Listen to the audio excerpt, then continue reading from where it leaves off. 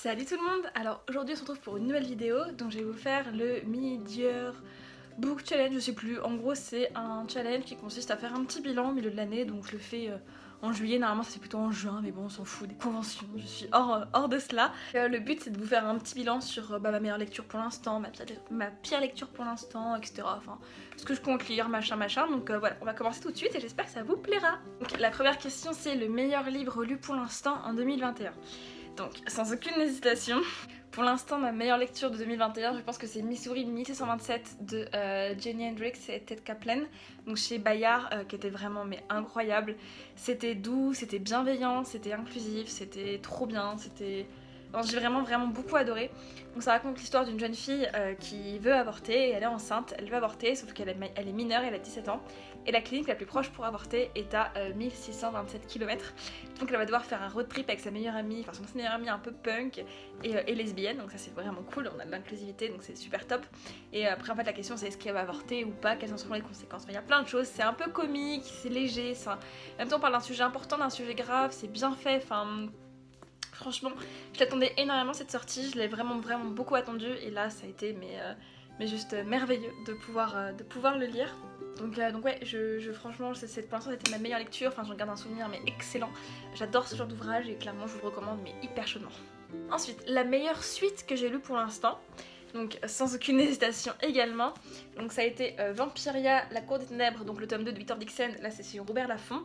Alors, il faut savoir que je lis très peu de sagas, j'arrive pas à accrocher aux sagas en général, je préfère les one-shots, et Vampiria c'est la seule saga que je suis, mais je l'ai acheté le jour de sa sortie, enfin mon amoureux me l'a acheté le jour de sa sortie, enfin vraiment c'était le bouquin que j'attendais, je l'ai dévoré en tellement peu de jours, c'était trop bien, donc je vous dis pas de quoi ça parle le tome 2 parce que ça va vous spoiler, mais en gros l'idée de base de Vampiria, je pense que vous en avez entendu parler parce que ça fait quand même pas mal de bruit, l'idée c'est vraiment en fait d'avoir un peuple, donc Louis XIV n'est jamais mort, il est devenu vampire et il a étendu sa Magna Vampiria, donc sa terre des vampires dans toute l'Europe, et c'est devenu du coup le roi des ténèbres, donc nous sommes en 2014 mais comme si on était toujours à l'époque du roi soleil, en fait, où tout le monde est du coup, où il y a des vampires, etc. Et donc on suit une jeune héroïne qui n'est pas vampire, qui est une roturière. Il se passe plein de choses, elle va être amenée à rejoindre du coup la cour du roi, et c'est trop bien, enfin le speech de base me plaisait bien, mais sans plus je me disais oui, pourquoi pas. Et en fait non, c'était un coup de cœur, il y a des personnages méga attachants, il y a des rebondissements, enfin c'était trop bien, et ce tome 2 a été excellent. Différent du tome 1, il y a différentes choses, là on est en plein Paris, donc il y a le cimetière, il y a Notre-Dame, enfin il y a plein de choses, voilà, c'est trop bien, mais voilà, c'est quand même différent, mais j'ai vraiment énormément aimé, et franchement ça a été une super suite, et j'attends le tome 3 avec beaucoup d'impatience. Ensuite, donc ma prochaine sortie que je veux, alors je veux absolument le bouquin Experte en l'art du naufrage de Julia Drake. Alors, je sais plus de quoi ça parle, je me souviens, je veux rien savoir, c'est pour ça que je vous mettrai pas d'image, rien du tout, je vous laisserai chercher si vous voulez, je vous mettrai en barre d'infos le titre. C'est un bouquin, j'ai lu le résumé, je me suis dit ok, il me le faut, absolument. Il sort en septembre, donc j'ai encore un petit peu de temps. Voilà, je sais qu'il me le faut, je me le procurerai de toute façon. Voilà, je vous en dis pas plus, je vous dis juste que ce bouquin a l'air absolument génial. Voilà. Donc une question qui ressemble un peu à la précédente, c'est la prochaine sortie attendue. Donc j'attends avec énormément d'impatience le nouveau bouquin de ma super amie Lizzie Felton, donc aux éditions du Chat Noir. Elle va sortir donc une nouvelle saga qui s'appelle À l'ombre du manoir. Donc le tome 1 c'est Les Brumes Vermeilles et ça a l'air trop chouette, c'est un peu dans l'esprit de The Haunting of Hill House qui est ma série préférée de tous les temps. C'est poétique, c'est macabre, c'est mélancolique, c'est doux, c'est beau, c'est incroyable.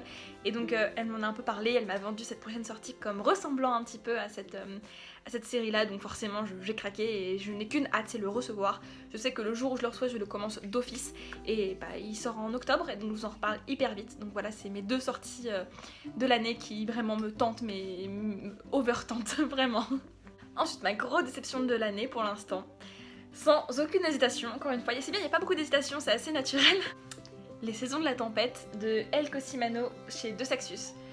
Alors j'attendais beaucoup de ce bouquin, je pensais que j'allais l'adorer, je pensais que ça allait être fantastique parce que l'idée de base me plaisait. En gros on suit l'histoire d'un monde où les saisons sont personnifiées. Et donc en fait les saisons sont personnifiées, donc l'été, l'automne, l'hiver et le printemps sont des humains.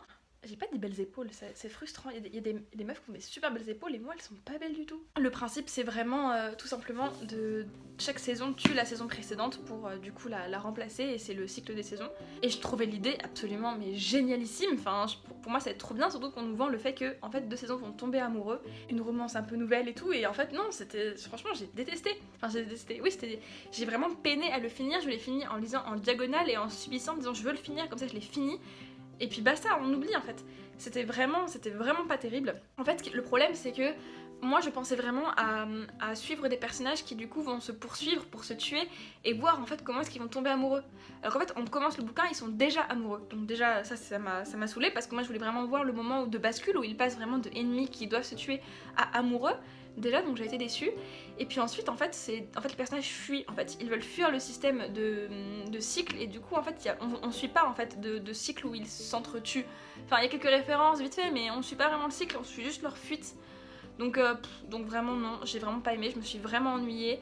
Pour moi ça raconte pas grand chose, ça raconte pas bien. Il y a des histoires cheloues de... Enfin franchement non, j'ai l'impression d'être sortie de ça en me disant mais 500 pages de vide en fait. Il y a vraiment rien qui se passe.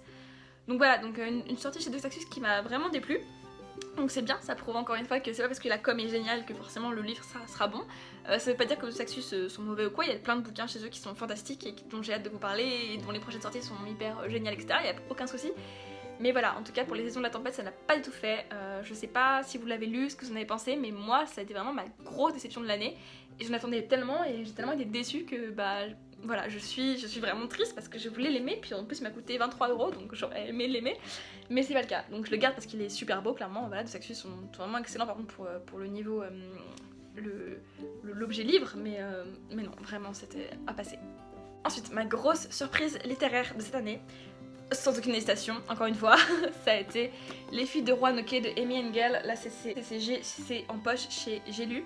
Et c'était trop bien, franchement c'était un énorme coup de cœur. J'en ai déjà parlé dans une de mes vidéos, je vous la mettrai en barre d'infos si vous voulez. C'est tout simplement en fait l'histoire d'une famille où les filles disparaissent ou meurent. Et en fait on suit une jeune fille de 16 ans dont la mère s'est suicidée, donc elle va chez ses grands-parents, qu'elle n'a jamais connue, donc qui habite à Roanoke. Et en fait c'est vraiment génial parce que en fait ce que j'ai kiffé dans ce bouquin c'est vraiment l'ambiance. Il fait chaud, on est en été, on sent vraiment la peau qui transpire, la fraîcheur de l'étang dans lequel on peut se baigner pour se rafraîchir. Il y a vraiment cette ambiance poisseuse, très poussiéreuse, de la terre qui s'envole en particules. C'est vraiment étouffant comme lecture, c'était génialissime, j'ai adoré. Et du coup je cherche en ce moment des bouquins à lire qui vont dans ce thème là parce que franchement j'ai adoré l'expérience de lecture que c'était de lire vraiment dans une ambiance comme ça avec une héroïne que j'ai vraiment beaucoup aimée et puis elle est pas parfaite, puis voilà j'aime bien aimer parce qu'on raconte ses tranches de vie donc oui elle est saoulée parce qu'elle fait l'enquête mais en même temps bah voilà elle a des rapports sexuels, oui en même temps elle doit se nourrir, elle s'ennuie, enfin il y a plein de choses qui se passent en fait, c'est vraiment une humaine qu'on nous raconte et pas une héroïne de papier. Voilà, elle prend vraiment une consistance de chair à travers ce bouquin et c'est ce que j'ai vraiment beaucoup aimé au-delà du coup de l'histoire qui voilà, enfin voilà c'était trop bien. Donc c'est un livre très spécial, rempli de trigger warning, clairement, mais c'était vraiment fabuleux et puis c'était vraiment voilà, une lecture très poisseuse mais que j'ai adoré parce que je suis un peu fêlée mais c'était vraiment trop bien et voilà je recommande pas à tout le monde mais si ça peut vous plaire franchement foncez parce que j'étais juste géniale. Donc mon nouveau crush littéraire c'est définitivement Virgile et Bloom, les deux clairement, donc du bouquin Virgile et Bloom de Majoanne Richoux chez Actes Sud Junior. Donc le bouquin sort en août, je vous en reparle très vite, je l'ai terminé, c'était super bien, il y a plein de choses à dire, je vous en parlerai très vite dans un point lecture. Voilà, en tout cas je peux vous dire que ce sont mes nouveaux crushs, Bloom comme Virgile, les deux, je les aime, voilà, s'ils veulent m'épouser c'est quand ils veulent. Et donc voilà, c'est des personnages très attachants, très humains, très doux, enfin, et en même temps très acerbes, très acérés, comme ce que Joanne Richoux crée de toute façon. Elle crée toujours des personnages qui sont à la fois doux comme du papier et vifs comme du métal. Enfin voilà, en fait l'image que j'ai d'eux c'est vraiment, des cœurs de diamants, des cœurs de diamants très fragiles qui sont entourés d'une forêt de métal et de ronces, c'est vraiment ça l'idée. Ce sont des personnages très touchants, très attachants mais aussi très bruts, très acerbes. Mais une fois qu'on a pété un peu la carapace c'est trop bien, voilà. Donc j'ai beaucoup aimé, je vous en reparle très vite. Ensuite, un livre qui a fait pleurer. Donc il faut savoir, je me gratte, il faut savoir que je ne pleure jamais quand je lis, je ne pleure jamais devant un film, devant une série, je pleure jamais, rien ne me fait pleurer parce que je suis une dure à cœur, vous voyez, non je suis une hypersensible mais je pleure pas en fait, ça ne s'exprime pas par les pleurs, ça s'exprime par une douleur physique, ça s'exprime par autre chose. Mais donc pour entrer dans la catégorie, même si j'ai pas pleuré, je vous conseille un livre qui fait pleurer, je vous conseille évidemment Un enterrement à 4 saisons de Nathalie Prince chez Flammarion, donc une femme exceptionnelle qui a écrit un livre exceptionnel qui parle du deuil, mais qui parle aussi du temps qui passe, qui parle de l'universalité, de ce que c'est d'être une femme, qui parle d'énormément de choses, qui parle de la douleur, de la souffrance, de la littérature, enfin c'est merveilleux, c'est magnifique, c'est un bouquin qui est doux, qui est poétique, qui est beau, qui est pas tire-larme, mais il fait quand même pleurer parce qu'il dit des choses qui sont douloureusement vraies. Je vous en dis pas trop, mais voilà, il y a des choses qui sont douloureuses parce qu'on se rend compte que elle tire sur la corde sensible de l'humanité en fait. Elle nous fait comprendre que voilà, il y a pas mal de choses qui sont douloureuses chez l'être humain et elle le met en avant. Mais c'est un bouquin qui est vraiment magnifique et qui peut faire pleurer très très aisément. J'ai pas pleuré, mais voilà, je pense que c'est tout à fait possible. Mais en tout cas, c'était juste magnifique et je vous recommande hyper chaudement. Et de toute façon, j'en ai beaucoup parlé dans mes premières vidéos de l'année, donc je vous les mettrai en barre d'infos également si vous voulez. Mais donc voilà, vraiment, je vous le recommande, même si d'aspect, ça peut paraître un petit peu froid comme écrit, ça ne l'est absolument pas. Ensuite, un livre qui a rendu heureux. Heartstopper évidemment de Alice Oseman, donc là c'est chez Hachette parce que à la base je l'ai lu en anglais et j'ai voulu le commander sur internet et je me suis trompée, je l'ai pris en français, c'est pas grave, du coup je l'ai lu en français au lieu de le lire en anglais. C'est pas grave, donc là c'est le tome 4 mais bon ils rendent tous heureux, c'est vraiment une histoire d'amour trop bonbon, trop chou, vous connaissez sans doute parce que de toute façon tout le monde en parle, c'est une histoire d'amour donc entre deux hommes, enfin deux adolescents trop choux, donc Nick et Charlie qui sont nos crushs à tous même s'ils sont gays ou bi. Enfin voilà, c'était magnifique comme histoire, c'est un petit roman graphique tout doux, trop chou. Qui fait plaisir, on a l'impression que c'est nos amis qu'on retrouve à chaque fois et c'est trop bien et voilà, je vous recommande. Enfin, la dernière question c'est le livre à lire avant la fin de l'année. Donc clairement, ce que je veux absolument lire avant la fin de l'année, c'est Le Chant d'Achille de Madeline Miller, là c'est chez Pocket. Donc j'ai vu tout le monde pleurer dessus, vraiment, j'ai vu plein de TikTok, plein de vidéos, plein de trucs, de machins où les gens pleurent dessus, sont écroulés. Du coup j'ai trop hâte, j'ai trop envie de me faire du mal clairement. J'avais lu du coup Circé de Madeline Miller que j'avais beaucoup aimé. Et donc là le Chant d'Achille, bah évidemment il faut que je le lise. Je l'avais commencé, j'avais lu juste un chapitre. Mais c'était au travail en 2-2 donc je le relirai parce que ça compte pas, j'étais pas concentrée etc.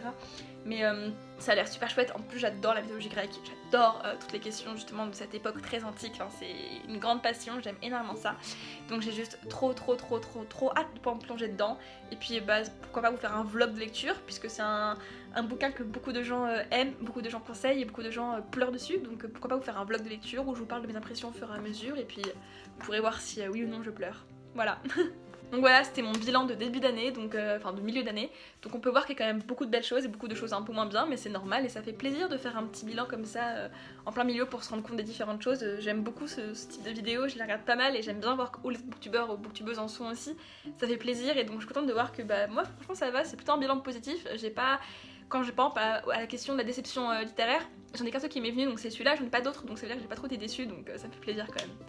Donc voilà, donc c'est plutôt très chouette et je suis très contente. J'espère que cette vidéo vous aura plu, qu'on pourra continuer à parler comme d'habitude, que vous prenez bien soin de vous et que vous lisez bien.